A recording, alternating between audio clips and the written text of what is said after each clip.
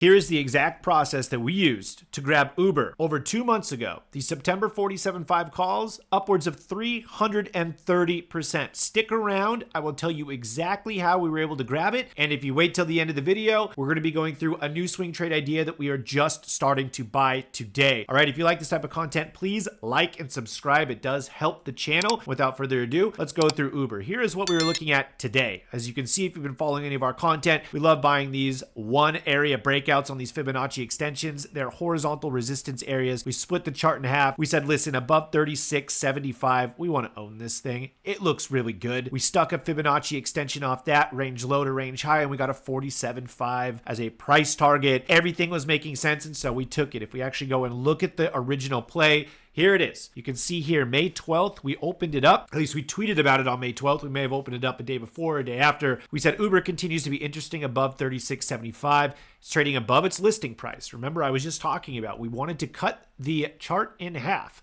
Above this level, it seemed more bullish than bearish. Below this level, it seemed more bearish than bullish. We were now trading above that level, and we took that to heart. We said that it was above its 200-day moving average, which is absolutely a requirement to be trading nowadays. More stocks are trading above their 200-day moving average than below. You should not be looking at stocks below the 200-day moving average unless it's a very specific stock setup, which we'll talk about in a second. We said the RSI was rising, and it had a very manageable 3.6% ADR. As you can see, here was the actual chart we were looking at when we took the trade, right? I said it's just a trade. You have to be able to pull yourself away from, no, the market's going to fall down. No, Uber's a shit stock. No, just remove all bias you have. Look at the setup. Is it a play that you like? If it is, take the trade. And like I said, it was just a trade. So we took it. As you can see right now, it was the right call. So I want to point out, it took 2 months for Uber to hit our profit target. We are now sitting near in the money, up at 47.5. These calls will be in the money. Earlier today, this was up 350%.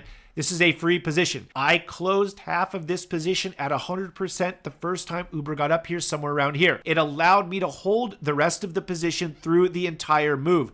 It is incredibly important for you guys to understand that if you are swing trading, you need to turn these positions free at 100% as fast as possible, because it will allow you to hold through consolidation periods like this, waiting for price to eventually resume in the trend, the direction of it that you are expecting. You need to be able to build that into your system. So really quick, we have 200-day moving average, price is accommodative, sloped up. RSI was screaming to buy it at the time, and it's still telling us that this thing can continue. The ADR is at 3.43.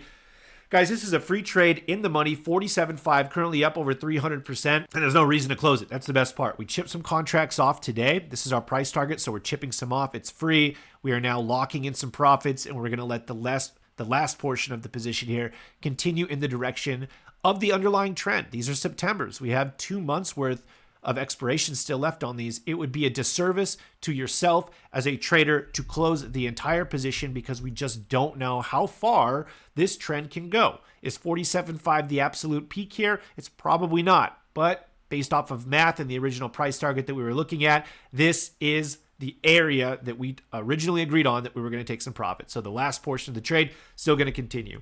So now let's talk about the trade that we are taking today. Bear with me here. Regional banks are starting to report. We're already in a JP Morgan trade. It's up over 100%. It's worked very well. We've been in it for about a week. There are a bunch of regional banks that are now reporting over the next few days. A lot of them have this sort of island fractal pattern that they have going on off of the regional bank meltdown back in March. But what we really like about Zion is it's just a really nice horizontal level above 32 with somewhat of an inverse head and shoulders. We like this play. It is below the 200-day moving average, but nearly every regional bank is below the 200-day moving average. And so we are going to go ahead and take a little bit more of a risky position on this Zion play due to the fact that it's under the 200, but it appears that regional banks are starting to correct and move back up, as we can see here, and inverse head and shoulders is incredibly bullish.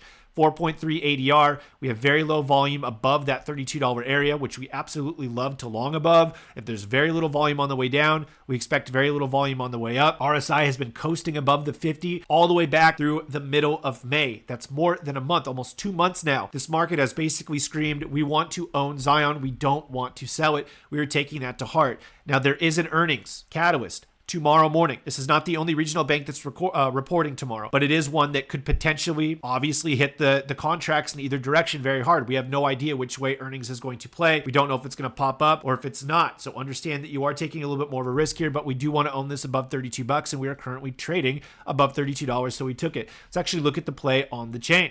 As you can see, we bought the October 40s. Few reasons why. 63 IV is a little bit higher than what we normally like, but the IV rank is low at 19. We have 94 days to expiration, but it's giving us that 0.25 delta that we really like. You see, there were buyers of the contract today. There's going to be over 1,000 open interest tomorrow. You could snag these for relatively cheap. They're within the standard deviation band. This is just a very low risk in terms of cost, right? Very low risk in terms of overall cost. Not necessarily that ER can't take these things to zero. They absolutely could. But it's a cheap play for an opportunity at an inverse head and shoulders on a beat to shit stock in a beat to shit industry. So we like it.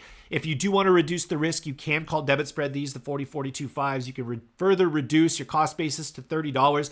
And the best part, if you're just buying the straight calls or you're buying the call debit spreads, your max loss is going to be the premium that you paid. You don't have to worry about losing anything else. So if you only buy one contract, it's going to be 75 bucks. If you buy more than one, obviously it's going to continue to go up. So really manage your risk here. Be very smart. If you don't like the fact that it's coming up into ER tomorrow morning, you can also buy these call debit spreads. Reduces your cost basis, also reduces your potential rewards, but it does reduce your risk. So you can see really quick, I did buy that Zion play. I am currently down on the position. I bought it earlier today, but I'm okay. That's the name of the game when it comes to swing trading. You can see I bought the October $40 calls, same thing I was just telling you about, but that's the setup. That's what we like, guys. If you appreciate this type of content, please like and subscribe, and I'll catch you in the next video.